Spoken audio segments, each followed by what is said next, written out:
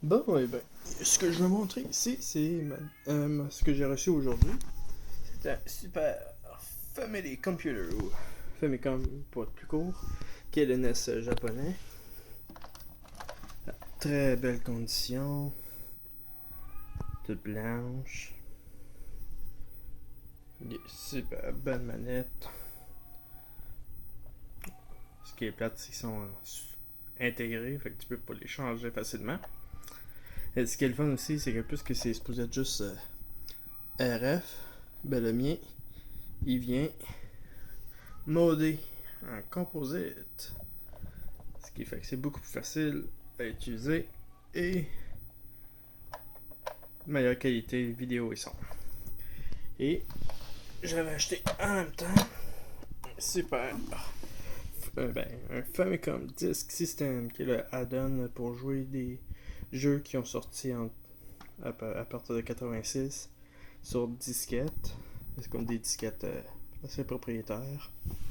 Tu peux le rouler soit sur son propre AC. Tu as besoin d'avoir le Famicom pour rouler ça. Donc, ce que je fais, je roule sur 6 batteries C. C'est oh non, pourquoi tu roules sur des batteries? Ça serait mieux sur le mur.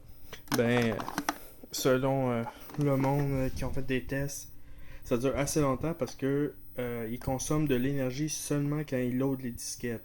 Quand il load pas de disquettes, il prend aucune énergie. Fait que c'est assez long de consommer tout le jus de la batterie. Et ça me sauve la place à brancher ça. Justement, je branche ça sur mon step up, step down converter pour convertir le voltage japonais 100 volts. Parce que nous c'est du 110-120. Fait que ça protège la console plus longtemps. Et pour le faire fonctionner, tu as besoin de brancher cette affaire-là dans le Famicom, qui est le RAM card. Tout ce que tu fais, ouvre ça, branche ça là, et tu branches ça derrière le Famicom Disk System. Et voilà.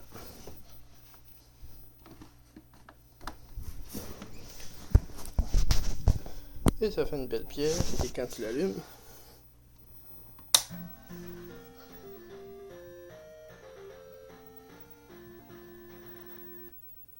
fait que là, il te demande de mettre une disquette. Et tu vois Mario et Luigi sauter chacun leur tour. Là. Pour les jeux que j'ai, premièrement, étonnamment, le vendeur à qui j'ai acheté ça m'a donné en même temps, je savais même pas, Goonies 2 sur Famicom. C'est le fun. Et j'ai acheté à part plein de jeux de disquettes. Ça, c'est une belle boîte qu'on m'a montré tantôt. Et je vais commencer par celui-là. Dans le fond, c'est pas le jeu que j'ai commandé. Et dans le fond, le jeu que j'ai commandé, c'est ça ici. Famicom Grand Prix F1 Race. Fait que j'étais ok, il y a ce collant-là dans une boîte de ce jeu-là. Fait que ça veut dire que cette disquette-là, originalement, n'était pas le Famicom Grand Prix. Parce que tu peux réécrire sur les disquettes. Et quand tu ouvres le boîtier,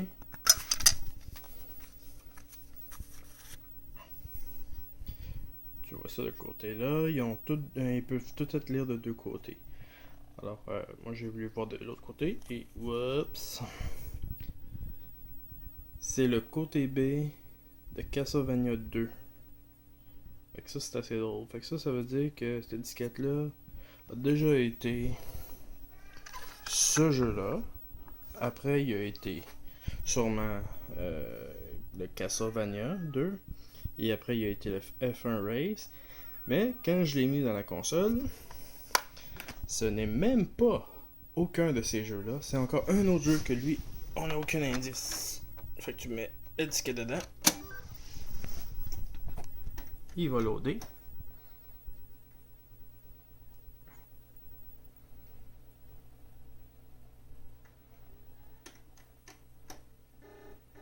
Oups, là, il y a une erreur. Mais des fois, il fait ça.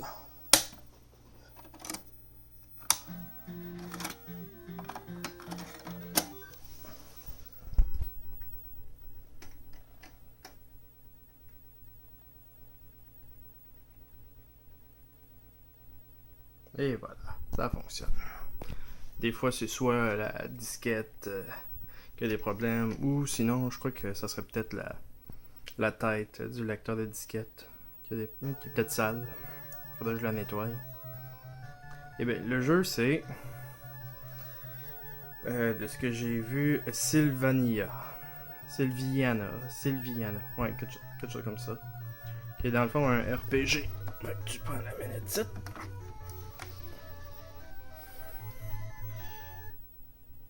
Et eux, ici, tu dis, veux-tu faire une nouvelle game ou non? Donc, oui, nouvelle game. Ça dit loading.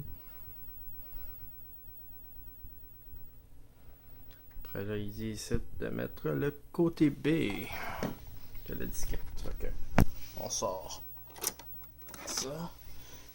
Là, on met côté Castlevania, mais c'est pas ça. On le met.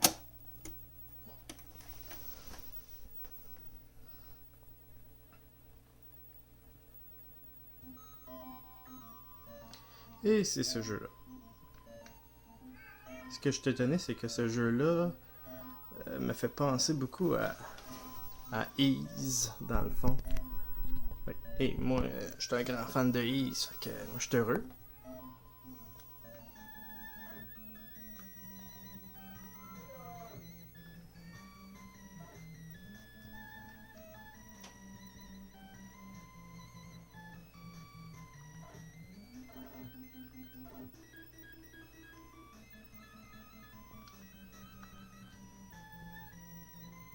Bonne musique en plus. On va fermer ça. Sortir. C'est ça. Pour les autres jeux. J'ai celui-là qui est dans le fond, je crois que ça s'appelle le Famicom Tantai Club. C'est un jeu d'aventure qui est dans le fond. Il faut que tu investis un meurtre. T'es un jeune détective, puis faut que t'enquêtes un meurtre. Et ça, c'est l'un des rares jeux sur Famicom 10 System. Il y en a quelques-uns, mais ça l'est un de ceux-là. Qui est dans le fond, le jeu complet n'est pas sur juste une disquette.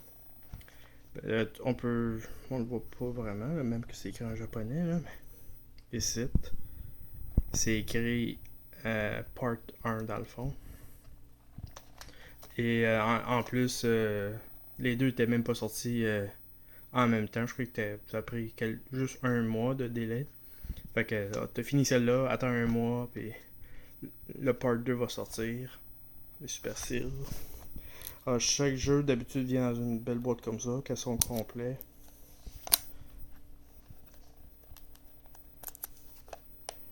T'enlèves ça. Excusez-moi. Juste sortir ça de sa boîte.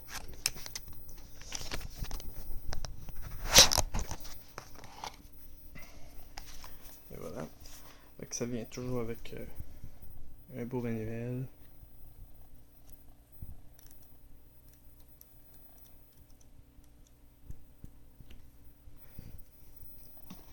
Avec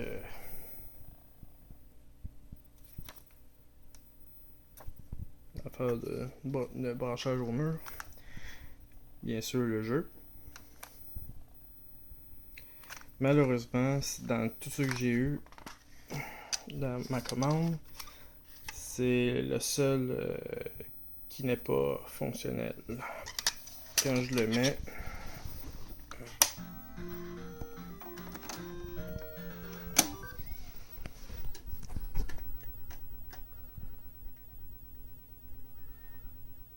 il fait un bruit bizarre.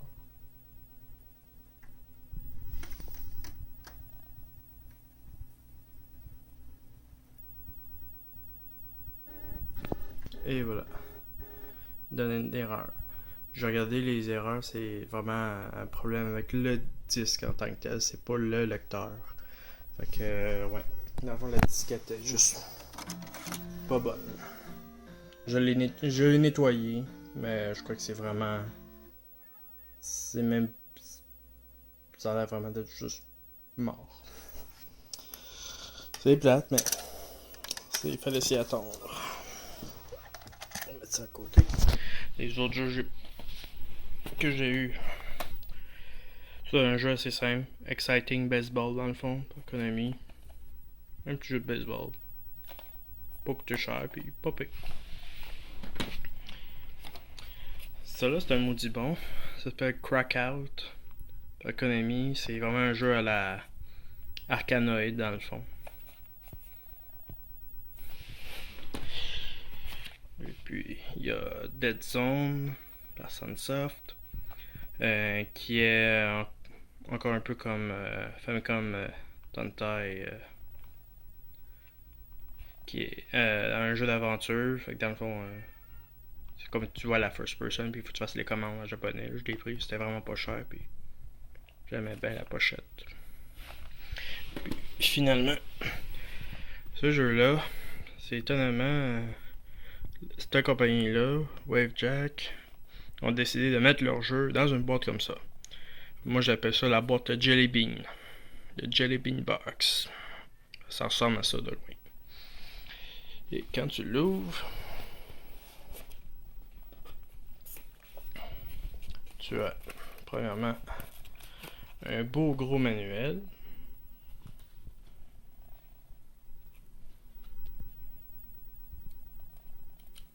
Mais de l'autre côté, tu as ce qui a de l'air d'être l'histoire du jeu. Tout est écrit en japonais traditionnel. Ça, c'est le fun. Après ça, des petits notices. Après, le gros styrofoam qui prend la boîte au complet. On peut le sortir. On a le jeu. Fonctionne aussi très bien. Et ce qui est le fun site, dans le fond, ça c'est une cassette. Une cassette 4 tracks qui est dans le fond un drama. Comme aujourd'hui c'est connu sous le nom de drama CD, ben, ça c'est un drama cassette que je vais appeler ça.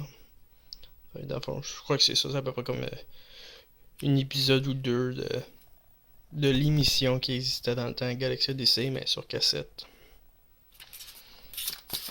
Ouais, c'est le jeu dans le fond, c'est comme mi shoot 'em up et mi top view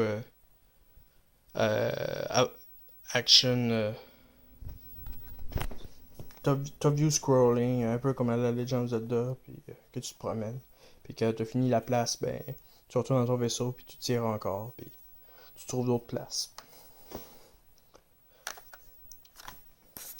Et c'est ça pour les jeux que j'ai. Je suis bien content de ça. C'est sûr que je vais laisser me pogner d'autres jeux maintenant. Parce que là, il y en a d'autres des bons que je me suis pas pogné. Legend of Zelda, Castlevania, Doki Doki Panic et d'autres. Fait que, à la prochaine.